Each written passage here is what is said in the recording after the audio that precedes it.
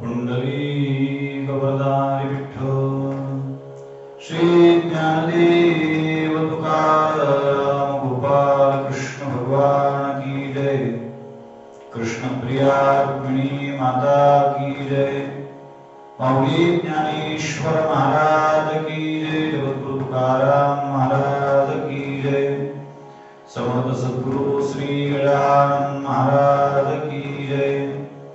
ओम सजयति सिंधुर्वदनो देवो यत्पादपङ्कजस्मरन् वासरमणिरेव तमसां राशिनाशयति विज्ञानां वसुदेवसुतं देवं कंसचाणूरमर्दनं देवकी परमानन्दं कृष्णं वन्दे जगद्गुरुं। ज्ञानेशो भगवान् विष्णु निवृत्तिर्भगवान् हरः सोपानो भगवान् ब्रह्मा मुक्ताख्या ब्रह्मचित्कला सच्चिदानंद रूपाय विश्वोत्पत्त्यादिहेतवे तापत्रय विनाशाय श्रीकृष्णाय वयं नमः। यं प्रव्रजन्तमपेतमपेतकृत्यं द्वैपायनो विरहकातराजुहाव पुत्रेति तन्मयतया तरो भेदितुस् तं सर्वभूतहृदयं मुनिमानतोऽस्मि।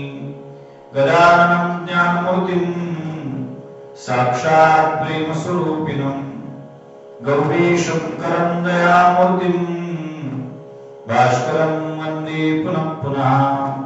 वासनात् वासुदेवस्य वासितं भुवनत्रयं सर्वभूतनिवासोऽसि वासुदेवो नमोऽस्तुते। पुंडलीकवरदारि विठ्ठल श्री ज्ञानदेव तुकाराम गजानन महाराज की जय। भास्कर महाराज की जय। गौरीशंकर महाराज की जय। वासुदेव जी महाराज की जय। सद्गुरु श्री गोपाल कृष्ण भगवान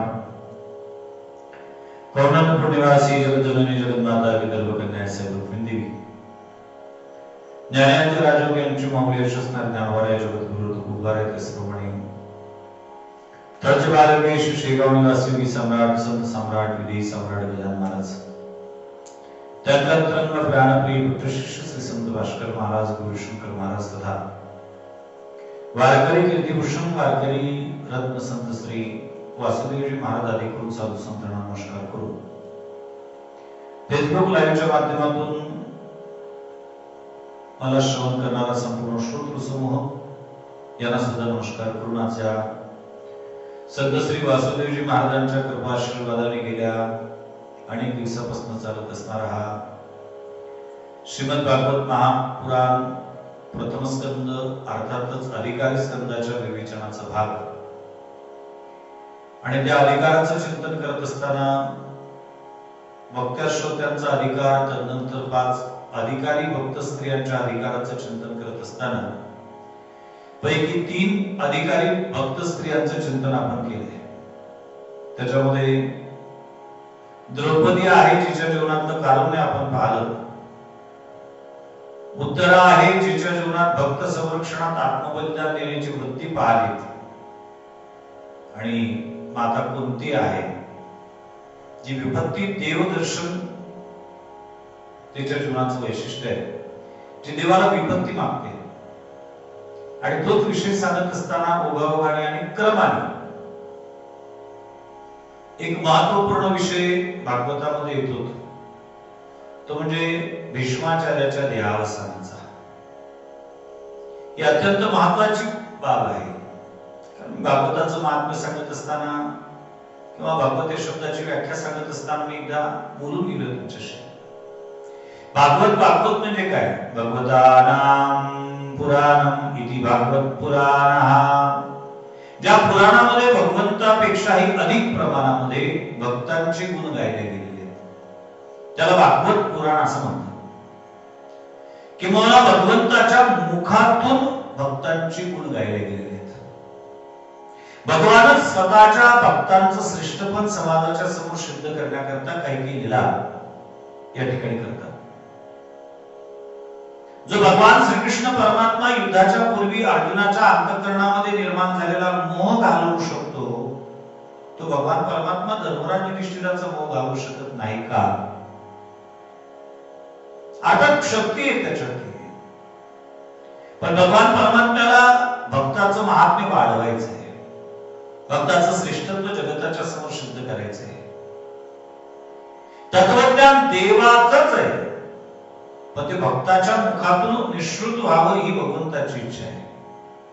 आणि म्हणून धर्मराज युधिष्ठिराच्या अंतःकरणामध्ये निर्माण झालेला मोह घालवण्याकरता भगवान धर्मराज युधिष्ठिरासह संपूर्ण पांडवांना, द्रौपदीला शरपंजरीवर पडलेल्या भीष्माचार्याकडे घेऊन जातात. नुसते पांडवच नाही, अनेक ऋषी, त्यात भगवान वेदव्यास प्रामुख्याने, ही सगळी ऋषी मंडळी त्या ठिकाणी आहेत. आणि काल जाता जाता एक वाक्य बोललोय मी तुमच्याशी, की आपल्या देशाचं वैशिष्ट्य आहे, मानवी स्वभावाचंच वैशिष्ट्य आहे. घटना घडल्यानंतर श्रेयवादाचे वाद असतातच. श्रेय घेण्याच्या बाबतीत सगळेच तयार असतात.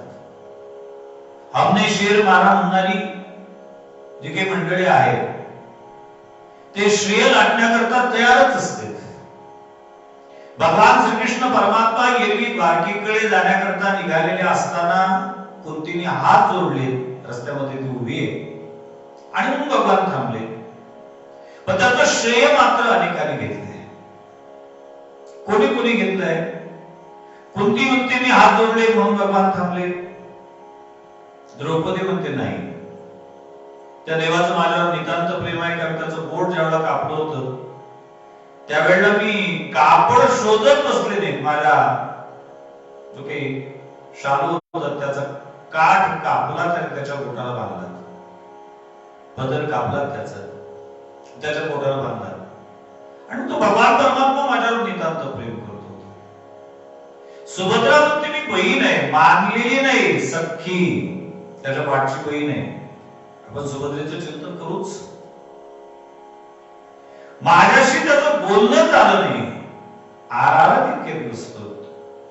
युद्धजन्य परिस्थिती असल्या कारणामुळे युद्धाच्या या कालखंडामध्ये त्याला माझ्याशी बोलता आलं नाही.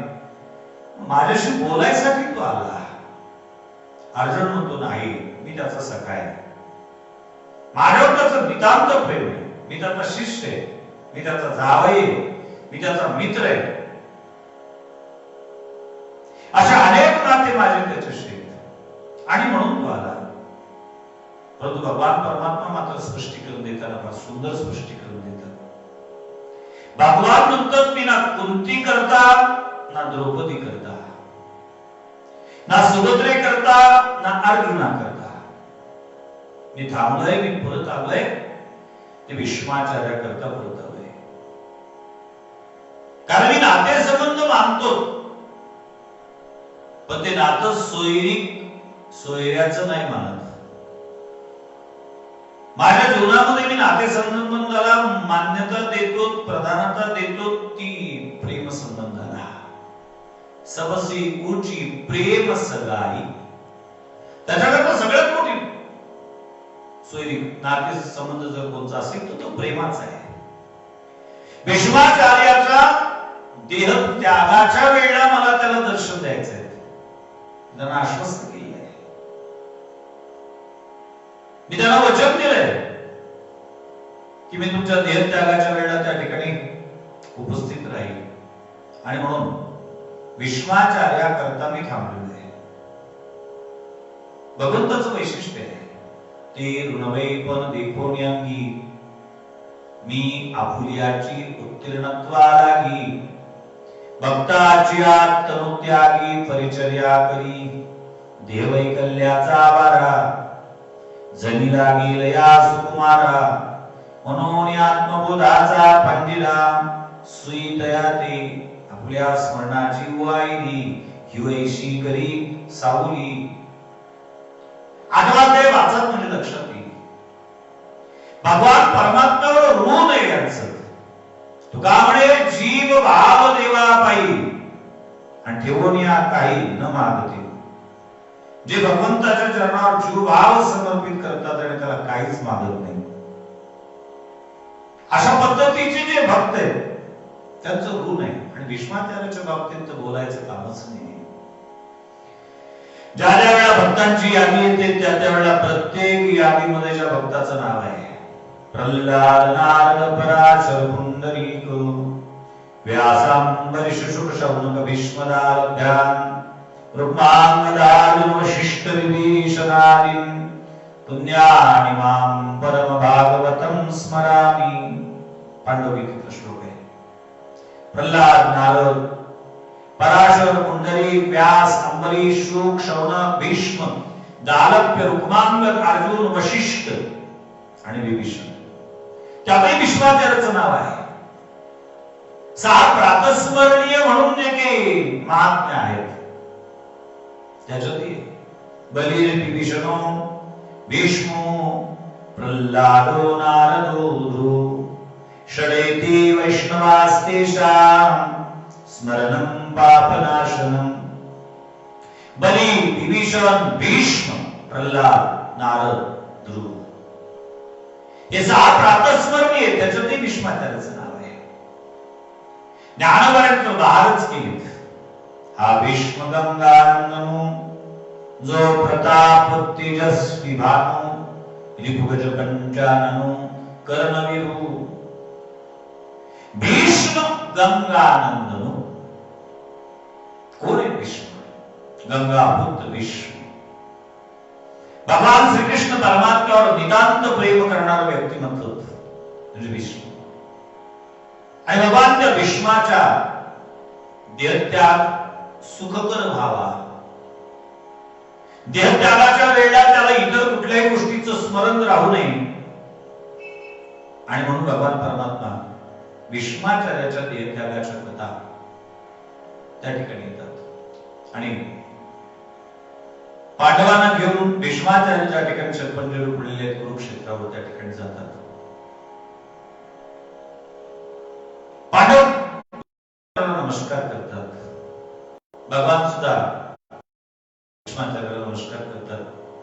भीष्माचार्याची परिस्थिती अशी आहे की अर्जुनाच्या बाणाने तीर ठेवणे एवढी जागा सुद्धा भीष्माच्या शरीरावर शिल्लक राहिली नाही. शरणाम बाणाच्याच याच्यावर पडलेले हात सुद्धा तोडता येत नाही. पण भीष्माचार्याच्या डोळ्यात अश्रू आहेत. भगवान परमात्मा भीष्माचार्याचे ते अश्रू स्वतःच्या पितांबराने पुस्तक. भीष्माचार्य भगवान परमात्म्याला विनंती करतात, देवा याच क्षणाची मी वाट पाहत होती. मला एकच विनंती करायची देवा तुला. आता ही जी तुझ्यासोबत आले आहेत ना या सगळ्यांना वगळून तू फक्त एकटा माझ्या हृदयामध्ये स्थिर होत. आणि भगवान श्रीकृष्ण परमात्म्याची त्या ठिकाणी तोड भरून स्तुतीत भीष्मस्तवराज भीष्माचार्य त्या ठिकाणी करतात. उद्देश भगवान परमात्म्याचा थोडासा वेगळा होता. धर्मराज युधिष्ठिराच्या अंतःकरणामध्ये निर्माण झालेला मोह घालवण्याच्या दृष्टिकोनातून भीष्माचार्याकडे पांडवांना घेऊन गेलेले आणि म्हणून भगवान परमात्मा भीष्माच्या मुखातून शांती पर्व आणि अनुशासन पर्व धर्मराज युधिष्ठिरा करता बदलून घेतात. धर्मराज युधिष्ठिराला राजधर्माचं ज्ञान सांगतात, व्यक्ती धर्म सांगतात. हे सगळेचे सगळे धर्म आणि भगवान विष्णूंचे 1000 नाव जे आजही विष्णू सहस्रनाम म्हणून प्रसिद्ध आहेत. श्रीमद आद्य शंकराचार्यांनी गीता भाष्य काय, शंकर भाष्य काय, ब्रह्मसूत्रावर केलेलं अशा अनेक भाष्यात्मक ग्रंथ केलेत. त्या भाष्यात्मक ग्रंथांमध्ये विष्णू सहस्रनाम भाष्य सुद्धा आचार्यांचं खूप महत्वाचं आहे. आणि आजही निष्ठावान वारकऱ्यांमध्ये 2 वेळा सकाळी स्नान करताना आणि संध्याकाळी हरिपाठात किंवा हरिपाठानंतर झोपण्यापूर्वी विष्णू सहस्त्रनाम रोज गाणारे निष्ठावान वारकरी आजही संप्रदायामध्ये आहेत. ओम विश्वम विष्णुर षट्कारो भूत भव्य भवत प्रभु भूत भूतभावो भूतात्मा भूतभावनः भूतात्मा परमात्मा च मुक्तानां परमागति अव्यय पुरुष साक्षी क्षेत्रज्ञोक्षर एव च योग योग विधान नेतान प्रधान पुरुषेश्वरः नारसिंह श्रीमान केशवम पुरुषोत्तमः सर्व सर्व शिवस्थानुर्भूतादिविरव्यः संगो भावनो भर्ता प्रभो प्रभुरीश्वरः. सुरुवात होते ते शंखवृंद की चक्री शारंगधवागदाधरः रथांग पाणिरक्षोभ्य सर्व प्रहरणायुधा ओम नमः इथपर्यंत येतात. वैकुंठवासी संत श्री वासुदेवजी महाराजांच्या मुखातून मी कथा ऐकली. अत्यंत मननीय, अत्यंत उद्बोधक आहे. की एक वारकरी मरण पावला. आणि वारकरी मरण पावल्यानंतर स्नानाकरता त्याला बाहेर काढण्यात आलं. स्नानाकरता जसं बाहेर काढण्यात आलं त्याच्या डोक्यावर जसं गळवावर पाणी टाकण्याकरता सुरुवात केली, जसं पाणी त्याच्या डोक्यावर पडलं झालं त्याचं जगोम विश्वम विष्णुर षट्कारो भूत भव्य भव प्रभु भूत भूत भूतभावो भूतात्मा भूतभावनः. पण आश्चर्य वाटलं, पुन्हा निमित्त झालं की काय कोणास ठाऊक. विष्णू सहस्त्रनाम म्हटलं आणि पुन्हा बंद पडलं. आणि म्हणूनच की काय शरीर उच्चिष्ट डोळे रंगनी वैष्णवाचे नानी होईन किडा. ही मागणी आहे संतांची. कारण वैष्णवांची जी नानी आहे ती नुसतं स्नान गृह नाहीये. त्या ठिकाणी गेलेला वैष्णव पहिला गळवा डोक्यावर घेतल्यापासून ज्याची श्लोकाची सुरुवात होते, मग विष्णू सहस्त्रनाम असेल, पुरुषोत्तम योग असेल, भक्ती योग असेल, राजविद्या राजगुह्य योग असेल, हे अखंडच आहे. असो सांगण्याचा मागचा उद्देशच हा आहे की भीष्माचार्यांची स्मृती,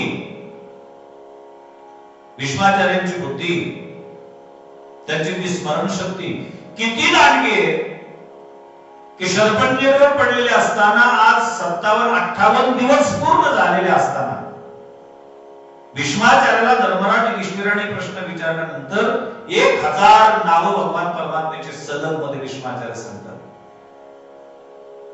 हे विष्णू सहस्त्रनाम म्हणून प्रसिद्ध आहे. अनेक महात्म्याने त्याच्यावर भाष्य केलं. भीष्माचार्याने धर्मराज युधिष्ठिराचा मोह नाहीसा केला. त्यात मध्ये एक थोडंसं छोटंसं प्रकरण घडतंय. ते म्हणजे द्रौपदी भीष्माचार्याला प्रश्न विचारायचे तिला, पण चर्चा मोठ्या माणसांची चाललेली आहे. काहीतरी मर्यादा असतात. द्रौपदीला बोलता येत नाही, पण ते तत्वज्ञान श्रवण करत असताना द्रौपदी गालातल्या गालात हसते थोडीशी. भीष्माचार्याचं लक्ष गेलं, पुरी का असतात का असलीत म्हटल्यानंतर द्रौपदी म्हणते काय नाही आचार्य सहज. म्हटले नाही, कुलीन घराण्यातली स्त्री सहज नाही असू शकत. काहीतरी निमित्त असलं पाहिजे, काहीतरी कारण असलं पाहिजे. त्यावेळी द्रौपदी सांगते आचार्य एकच कारण आहे. मला आश्चर्य वाटतं, आज 58 दिवस झाले तुम्हाला अन्न पाण्या वाचून तुम्ही आहात. कडाक्याची थंडी आहे, ती उत्तर हिंदुस्थानातली. मार्गशीर्ष नावाचा महिना आहे. तर मार्गशीर्ष शुद्ध एकादशीच्या दिवशी महाभारत युद्धाची सुरुवात झाली आणि तिथून 10 दिवस भीष्माचार्य लढले होते. एकादशी नंतर 10 दिवस आणि 10व्या दिवशी भीष्माचार्य शरपंजरीवर पडले आणि तिथून पुढे 58 दिवस मार्गशीर्ष, पौष आणि माघ महिन्यामध्ये भीष्माष्टमी किंवा भीष्म द्वादशी म्हणून तुमच्या दरवाजावर तुमच्या घरामध्ये अडकलेले जे की कालनिर्णय वगैरे दिनदर्शिका असेल त्याच्यावर तुम्हाला दिसेल. तिथपर्यंत भीष्माचार्य आहेत. एवढ्या कडाक्याच्या थंडीमध्ये कुगळ्यावर भीष्माचार्य पडलेले आहेत. आणि अशा स्थितीमध्ये या भीष्माचार्यांची ही ऋतुंबरा पत्न्या किती सजग आहेत, किती तल्लख आहेत. द्रौपदीने हसण्या असण्याचं कारण सहज जरी म्हटलं, भीष्माचार्य म्हणतात नाही, कुलीन घराण्यातली स्त्री आहेस तू, सहज असू शकत नाहीस. काय कारण असण्याचं निसंकोचपणे सांग. तेवढा द्रौपदी सांगते आचार्य एकच कारण आहे. मला आश्चर्य याचं वाटतं की तुमची इतकी मोठी प्रगल्भ बुद्धी आहे, ऋगंबरा प्रज्ञा आहे, त्यावेळेला कुठे गेली होती? कधी? ज्या वेळेला कौरवे पांचाळी सगळे माझी आली, कौरवानी अर्थात दुर्योधनाच्या आज्ञेवर दुःशासनाने मी रजस्वला असताना, मी एक वस्त्रावर असताना मला भरभटत सभेमध्ये आणलं होतं. आणि त्यावेळेला मी तुम्हाला एक प्रश्न विचारला होता. काही जास्त मोठा नव्हता तो, काही कठीण नव्हता, क्लिष्ट नव्हता, सोपं होतं अगदी. पारतंत्र्यात गेलेल्या पांडवांना स्वतंत्र द्रौपदी पणावर लावण्याचा अधिकार आहे का आचार्य, असं इतका सोपं होतं. आणि तुम्ही त्यावेळेला काहीच बोलले नाही आचार्य. काय झालं होतं नेमकं त्यावेळेला? तर आचार्य सांगतात थोडी फार चांगलं बोलले तू. त्यावेळेला तत्वज्ञान होतं, पण माझी पंचेत स्थिती आदर्श पुरुषोदासा या नियमाप्रमाणे दुर्योधनाचं दूषित अन्न मी खाल्लेलं होतं आणि त्या दूषित अन्नाचा दुष्परिणाम मला त्यावेळेला तुला तत्वज्ञान सांगता आलं नाही. अत्यंत महत्वाचा भाग आहे. अन्न खात असताना खाणाऱ्यांनी विचार केला पाहिजे. मला महाभारतातले दोन व्यक्तिमत्व तुमच्या समोर त्या निमित्ताने ठेवायचे वाटतं. ज्या दिवशी पांडव वनवासामध्ये निघून गेले, कपटाने त्यांचं राज्य हिरावून घेतलं गेलं, त्याच दिवशी हस्तिनापूरचा महामंत्री विदुर काकाने दुर्योधनाच्या अन्नाचा त्याग केला. मंत्रिपदाचा राजीनामा नाहीये. यमुना नावाच्या अर्थात गंगा नावाच्या नदीच्या तीरावर मकरा छोटी झोपडी करून विदुर काका राहत आहेत. केवळ कंदमुळं खायचे, जळाचा पाला खायचा आणि भगवंताचं चिंतन करायचंय. दुर्योधनाच्या अन्नाचा स्वीकार नाही केला काकांनी आणि त्याचा परिणाम शिष्टाई नंतर ज्या वेळेला दुर्योधन भगवान श्रीकृष्ण परमात्म्याला जेवणाची निमंत्रण देऊन येतो किंवा जेवणाचा आग्रह करतो, तर भगवान परमात्मा स्पष्ट सांगतात, दुर्योधना मी तुझ्याकडे जेवणासाठी येणार नाही. मला बाकीचा इतिहास सांगायचा नाही, मला फक्त कथानकाला बळकटी आणण्याकरता एक वाक्य तुमच्या समोर ठेवायचं आहे. भगवान परमात्मा दुर्योधनाच्या अन्नाचा त्याग का करतात, का स्वीकारत नाही दुर्योधनाचं अन्न? एक कारण आहे. विदुर काकाने दुर्योधनाच्या अन्नाचा त्याग केला. ज्याचा अन्न संत स्वीकारत नाही, त्या अन्नाचा स्वीकार भगवान परमात्मा कधीच करत नाही. देवाने आमच्याकडचा नैवेद्य भक्षण करावा, देवाने आमच्याकडचं अन्न स्वीकारावं, असं जर प्रामाणिकपणे वाटत असेल ना, प्रयोग साधू तुमच्याकडचं अन्न स्वीकारतात काय? जातवांत पोट बरे नाही, जातवान संत तुमचं अन्न स्वीकारतो का? आणि जातवान संतांनी जर तुमचं अन्न स्वीकारलं असेल ना, मी छाती ठोकपणे सांगतोय महाराजांच्या समोर, एक ना एक दिवस भगवान परमात्मा तुमच्याकडे येऊन अन्न स्वीकारल्याशिवाय राहणार नाहीत. बरेचदा असं घडतं सप्ताहामध्ये.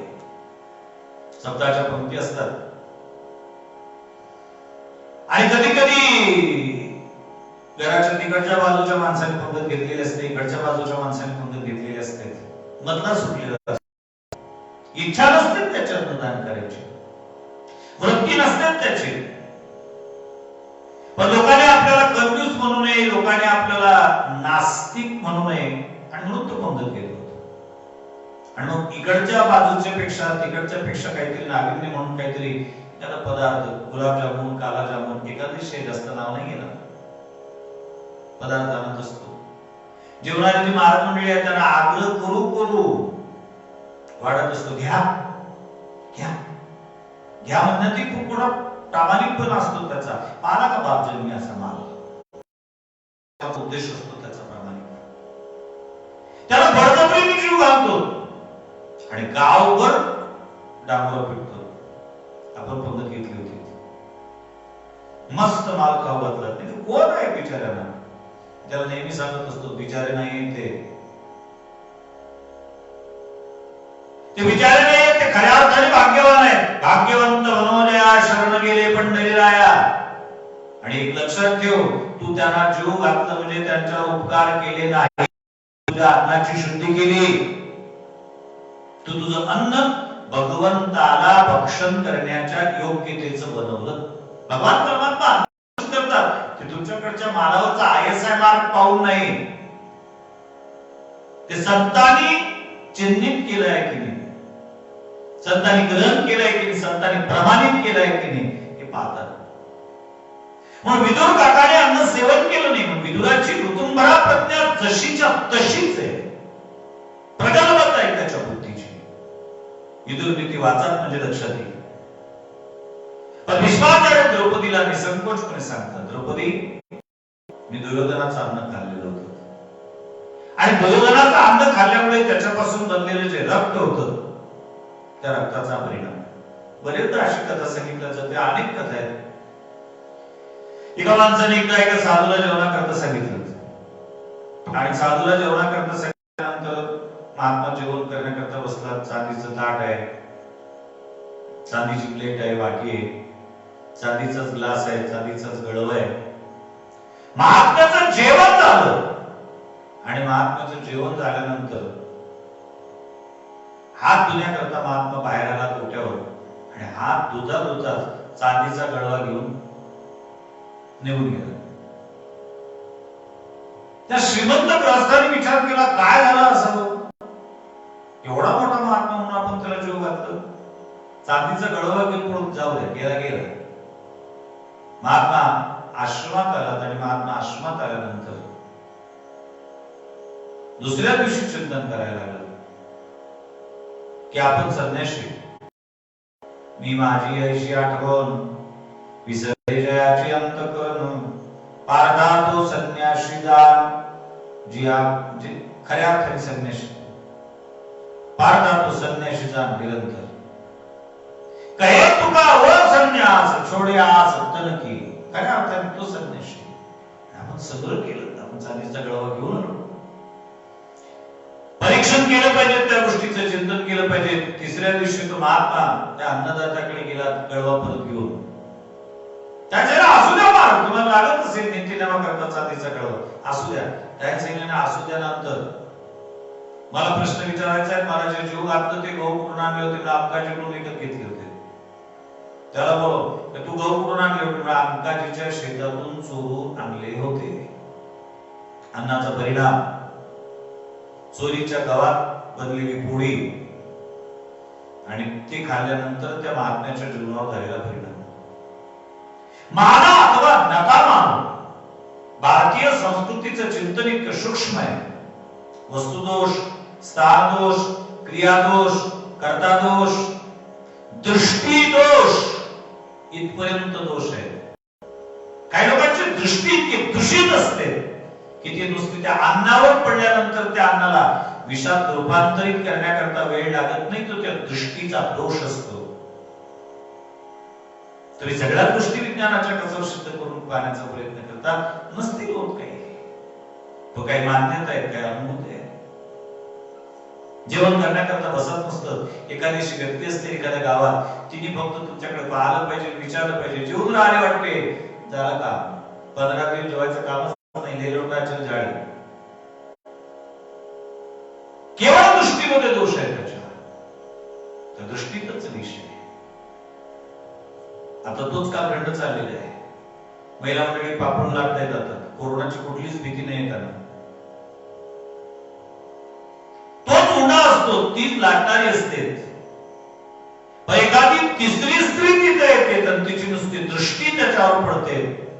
त्याची दृष्टी पडल्यानंतर अगोदरच्या दिवशीचे पापड भाजले की पांढरे दिसतात आणि त्या दिवशीचे पापड लाल दिसतात. महिला ऐकण्याकरता असतील तर त्यांच्या लक्षात येईल त्याचा कशाचा परिणाम असतो. दृष्टीचा परिणाम आहे. कर्ता दोष लागतो, कर्त्याचा परिणाम आहे. अन्नदोष लागतो. भीष्माचार्य सांगतात पूर्वी तुझ्या अन्नाचा दोष होता. साधूनी साधूची साधना टिकून ठेवण्याकरता भोजन करत असताना विचार केला पाहिजे. कुठ किसूर कोणाच्या घरी दक्षिणा भेटते म्हणून जाऊ नये. त्याच्यावर 7 दिवस नाही 15 दिवस उपाशी राहण्याची पाळी आली तरी हरकत नाही. पण साधूनी अन्न भक्षण करत असताना विचार केला पाहिजे आपली साधना टिकून राहावी. असं जर वाटत असेल तर तुमची आर्थिक संपत्ती वाढेल. तुम्ही जेवणाकरता जाता, लोकांच्या दक्षिणा लागतात, पण तुमची साधन संपत्ती मात्र नष्ट झाल्याशिवाय राहणार नाही. ही तितकं सत्य आहे. द्रौपदीच्या समोर स्पष्टीकरण दिलं भीष्माचार्य. आता कसं बोलतात? द्रौपदीला भीष्माचार्य सांगतात पुरी आता बोलतो त्याचं कारण आहे. तुझ्या पतीने मला बाण मारले आणि मला सांगताना स्वाभिमान वाटतो. भीष्माचार्याच्या शरीरावर लागलेला बाण त्याच्यापैकी एकही बाण भीष्माचार्याच्या पाठीकडून लागलेला नव्हता, समोरून लागलेले होते सगळेचे सगळे. कारण क्षत्रियाचा गुण आहे शौर्य म्हणते जो तृतीयदाक्ष युद्धचाप्यपलायनः दानमीश्वर भावश्य क्षात्र कर्म स्वभावजन. 18व्या अध्यायामध्ये भगवान क्षत्रियाचे लक्षण सांगतात. मी विस्तार करणार नाही. युद्धचाप्यपलायनः या पदावरच्या वेळा वाचा. भगवान परमात्मा अर्जुनाला सांगतात अर्जुना आणि कुठलीही परिस्थिती निर्माण झाली, किती भयावह परिस्थिती निर्माण झाली तरी क्षत्रिय शत्रूला बाण दाखवत नाही. आणि त्याच्याकरता दृष्टांत दिले. आदित्याची जाळी सदा सन्मुख सूर्यापुढे देवी समोर शत्रू पुढे होणे सदा. आदित्याचे म्हणजे सूर्यफुलाचं झाड. मला नवल वाटतं की याला आम्ही तेलवान म्हणून म्हणतो. मला आठवतो मी ज्यावेळेला लहान होतो त्यावेळेला आमच्या गावामध्ये सूर्यफुलाचं बियाणं घेऊन आले होते कृषी केंद्रावाले म्हणा किंवा कृषी विभागावाले. लोकांना समजावून सांगत होते ते तेलवान आहे, तेलवान आहे, याच्यातून ते तेल निघतं. लोकांना आश्चर्य वाटत होतं. माझ्या लहानपणी आलं इकडे आणि ज्ञानावर 700 वर्षापूर्वी 750 वर्षापूर्वी त्याचं वर्णन करून ठेवतात. आदित्याचे झाडे सदा सन्मुख. तुम्ही पहा त्याचं बारकाईने निरीक्षण करा. एखाद्या शेतकऱ्याच्या शेतामध्ये जा, त्याचे फुलं आहे ना सदा सन्मुख असतो सूर्याच्या पुढं. सकाळी उठल्यावर पाहिलं की त्याचं पूर्वेकडे, दुपारी वर असतं, संध्याकाळी ते पश्चिमेकडे असतं. म्हणून क्षत्रियाने नेहमी शत्रूच्या समोर राहावं, शत्रूला पाठ दाखवू नये. दुसरा दृष्टांत दिला आणि तो तर आश्चर्यकारकच आहे. नैष्ठिक बाल कर्मचारी वयाच्या अवघ्या 16व्या वर्षी ज्ञानेश्वर लिहितात सांसारिक लोकांशी कुठलाही संबंध नाही, अवतीर्ण होतात ते सिद्ध भेटतात जनांपासून एका अंतरावर, विशिष्ट अंतरावर. आणि अशा अवस्थेमध्ये असणारा हा महात्मा ज्ञानेश्वरीमध्ये दृष्टांत देत असताना इतक्या उच्च दर्जाला पटवण्याकरता इतके सामान्यातील सामान्य दृष्टांत देतात. माहेवणी प्रयत्नेशी चुक विजय शेजे जैशी रिपुपाठी विजय तैशी समरांगणी. माहेवणी या शब्दाचा शब्दकोशानुसार 2 अर्थ दाखवले. माहेवणी म्हणजे गरज आणि माहेवणी म्हणजे रजस्वाला.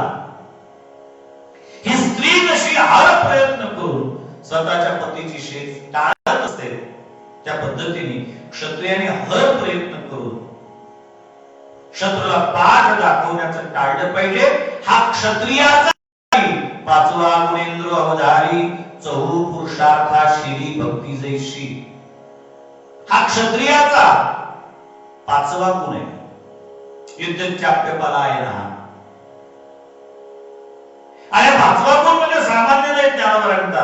4ही पुरुषार्थाच्या वर भक्ती हा जसा पंचम पुरुषार्थ आहे. धर्म अर्थ काम आणि मोक्ष हे चतुर्विध पुरुषार्थ आहे. त्याच्यातला भक्ती हा पंचम पुरुषार्थ आहे. त्या पद्धतीने अत्यंत महत्वाचा पुरुषार्थ आहे. मग क्षत्रियाने शत्रूला पाठ दाखवू नये. क्षत्रिया रणी पडो निदाने, ते कोण साहेब हिंगोळवाने, का वैधव्ये पाचाराने महासती येते. 16व्या अध्यायात सुद्धा तसंच वर्णन केलं.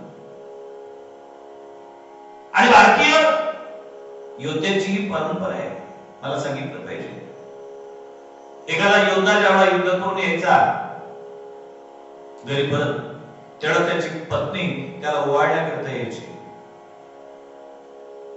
पण इतिहासाच्या काही पुस्तकांमध्ये माझ्या वाचनात आलं की पहिल्यांदा त्याच्या अंगावरचं वस्त्र बाजूला करायचे आणि पाहायचे की माझ्या पतीच्या छात्यावर किती घाव आहे. त्याच्या छात्यावर घाव असतील तरच ती त्याची पूजा करायची, पाठीवर घाव असतील तर नाही. पण कुठे छात्यावर घाव झाले की नाही, पाठ नाही दाखवायची शत्रूला. काही दिवसापूर्वीची घटना, कारगिल युद्धाच्या वेळचा प्रसंग तुम्हाला आठवत असेल तर पहा. कारगिल युद्ध करत असताना राजपुताना रायफलचा एक जवान जखमी झाला. त्याला मेट्रो हॉस्पिटलमध्ये भरती करण्यात आले. भारताचे तत्कालीन पंतप्रधान स्वर्गवासी अटल बिहारी वाजपेयी त्याच्या भेटीकरता गेले. अत्यवस्थ स्थिती होती त्या जवानाची. राज्यकर्त्याचं कर्तव्य आहे, त्याचा विश्वास वाढला पाहिजे, आत्मविश्वास वाढला पाहिजे. आता ते त्याच्या भेटी करता गेले आणि त्याची ती परिस्थिती पाहिली आणि त्याला विचारलं, काय बाबा तुझा काही निरोप आहे का कोणाला?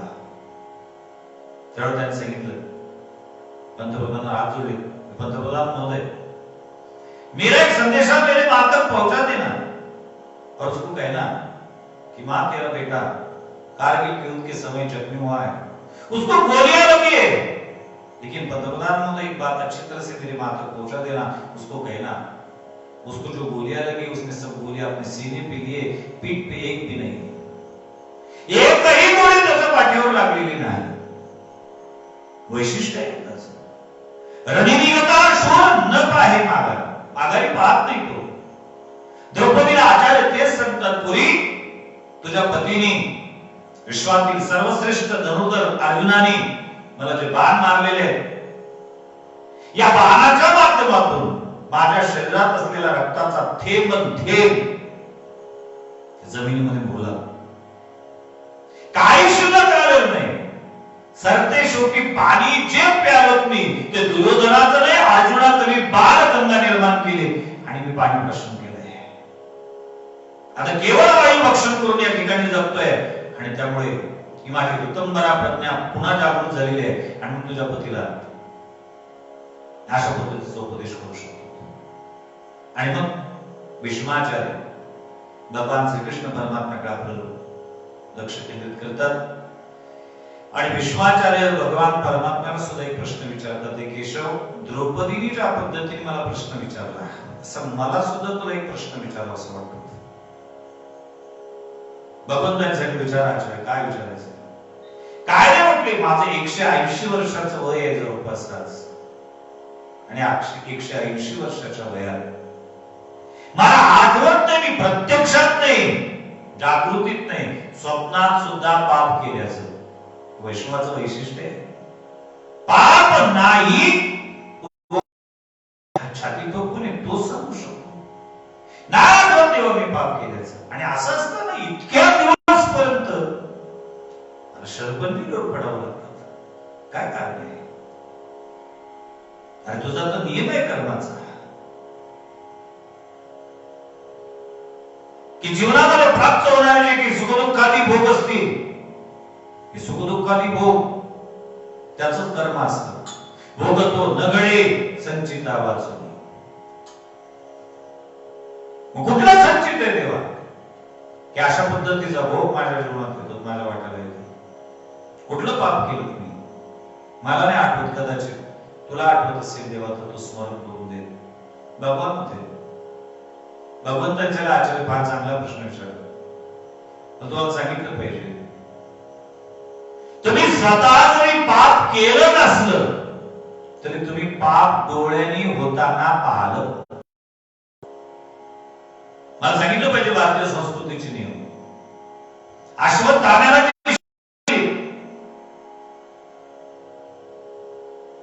त्या शिक्षेच्या मागचं कारण काय? भगवंताचं एक वाक्य मी बोलून गेलोय त्या दिवशी तुमच्याशी, ब्रह्मंतव्य आणि आतताई वदारण. अर्जुना, ब्राह्मण कितीही पापी असला तरी त्याचा वध करायचा नाही, आणि आतताई कोणी असो त्याला सोडायचं नाही. मग आतताई म्हणजे काय? 6 प्रकारचे महापाप करतो त्याचं नाव आतताई. वशिष्ठ स्मृतीतले श्लोक सांगितले होते. मग अश्वत्थाम्याला आतताई का म्हटलं? अश्वत्थाम्याने कुठले दोष केले होते? आग लावणे, विष देणे, कारण नसताना अंगावर शस्त्र घेऊन चौकावून जाणे,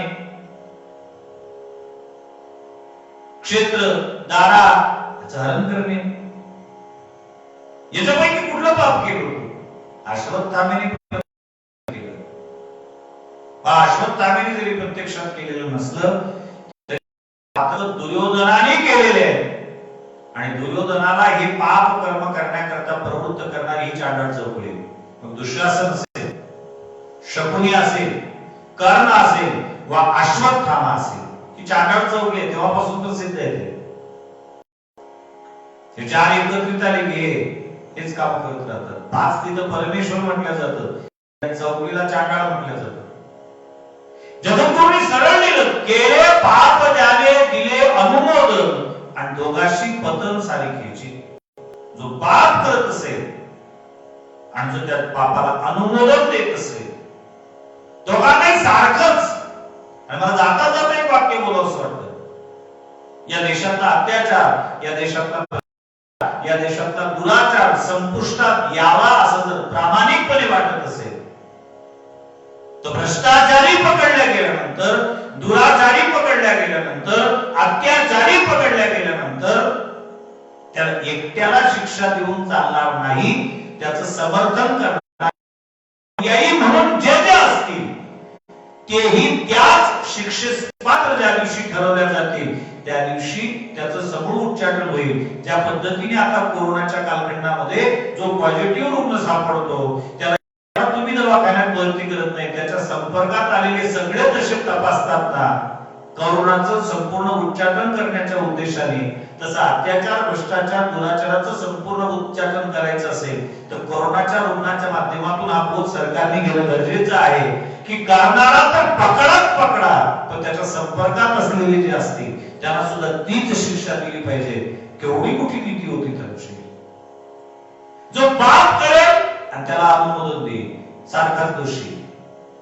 आणि दुसरी महत्वाची गोष्ट या ठिकाणी देते की पाप स्वतः केलं नाही, पण पाप डोळ्याने होताना पाहणे हे सुद्धा पाप आहे. आणि भीष्माचार्याला भगवान स्मरण करून देतात, आचार्य तुम्ही पाप केलं नाही, परंतु तुमच्या डोळ्या देखत दुर्योधन आज्ञा करी नग्न कराळे सुंदरी. दुर्योधनाची आज्ञा आहे दुःशासनाला, तिच्या अंगावरचं वस्त्र हरण करा. द्रौपदी वस्त्रहरणाचा प्रसंग. आणि एवढं मोठं महापाप तुम्ही तुमच्या डोळ्याने होताना पाहिलं, आणि त्याचा परिणाम आहे. विचार करण्यासारखी गोष्ट आहे. पाप करणं जेवढं वाईट आहे ना, तेवढं पापाचं समर्थन करणं वाईट आहे. पाप करणं जेवढं वाईट आहे ना, तेवढंच पाप डोळ्याने होताना पाहणं सुद्धा वाईट आहे.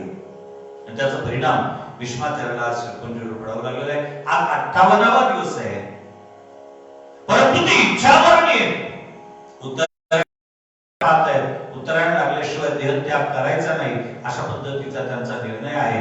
आणि मी जाता जाता एवढं बोलेन की भारतीय संस्कृतीचे फार मोठं वैशिष्ट्य आहे की या संस्कृतीने इच्छा मरण आणि इच्छा प्रसवासारखे वरदान दिलेले.